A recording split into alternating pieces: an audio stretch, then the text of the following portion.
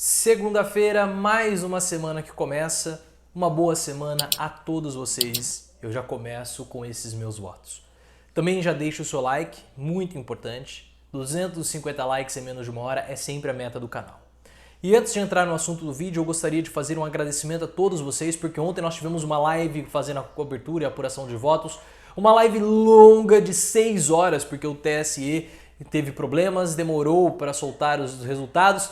Mas foi uma live longa de 6 horas, muitas pessoas estiveram desde o início, então muito obrigado a todos que compareceram na live, que interagiram, agradeço imensamente a todos vocês. E nós já temos os resultados agora, sabemos quem vai para o segundo turno, quem perdeu, quem ganhou, e nós vamos com o passar dos dias analisando cada um desses resultados. Hoje à noite farei um vídeo sobre Guilherme Boulos na cidade de São Paulo, que foi para o segundo turno, mas vamos fazer isso com um pouco mais de detalhe, vamos deixar Boulos para a noite, já que a análise do Boulos é de fato o filé mignon de todas essas análises. Eu gostaria de comentar um pouco sobre o Arthur Doval, o Mamãe Falei, que acabou sendo derrotado. O Mamãe Falei perdeu nas eleições de São Paulo. Ele e toda a sua arrogância, tem atacando o padre Júlio Lancelotti, nada disso foi suficiente para fazer com que Arthur fosse para o segundo turno. E vocês sabem que ele é um ressentido, Arthur é um fracassado. Ele tentou entrar na Universidade de São Paulo, não conseguiu, teve um insucesso e nunca conseguiu superar esse insucesso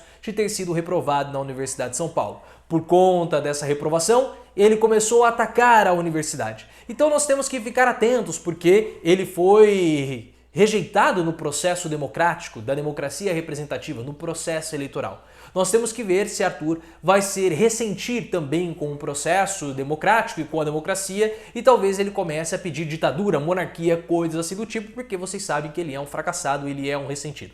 Vamos ver qual vai ser o comportamento do Arthur a partir de agora. Mas, brincadeiras à parte, o Arthur teve uma boa votação, em torno ali aproximadamente de 10% dos votos na cidade de São Paulo. É uma campanha de fato surpreendente ele ter esses 10%. E esses 10% eles me assustam um pouco. E eu vou explicar o porquê. O Arthur, como eu falei, ele é um fracassado, tentou entrar na Universidade de São Paulo, foi reprovado, não conseguiu superar esse insucesso. E muito da campanha do Arthur e dos movimentos políticos do Arthur, eles são pautados na base do ressentimento. E o Arthur, vendo a campanha dele ao longo de todo esse processo eleitoral, ele foi um candidato que era o candidato do ressentimento. Falava mal da cidade, falava que a cidade estava um lixo, que a cidade estava suja, falava da Cracolândia com ressentimento, era um candidato raivoso. Um candidato que consegue despertar nas pessoas, consegue trazer o ressentimento das pessoas para fora. E ele traz para si uma espécie de cólera da população. Porque antigamente nós tínhamos na sociedade bolsões onde a população conseguia extravasar a sua cólera, extravasar a sua raiva. A igreja, mais recentemente, e outros lugares mais do passado. Só que isso hoje já não existe mais e a eleição ela se transformou nesse local, a política se transformou nesse local nesse exaustor de raiva, nesse exaustor de ressentimento, nesse local onde as pessoas podem extravasar a sua cólera. Foi assim com o Bolsonaro, foi assim com o Viktor Orbán na Hungria, foi assim com Salvini na Itália e foi assim com Donald Trump. Então o ressentimento é algo que move o eleitor. E o Arthur conseguiu mobilizar 10% do eleitorado de São Paulo com uma campanha de ressentimento. Uma campanha de revolta, uma campanha de raiva, que trouxe e externalizou os ressentimentos dessas pessoas.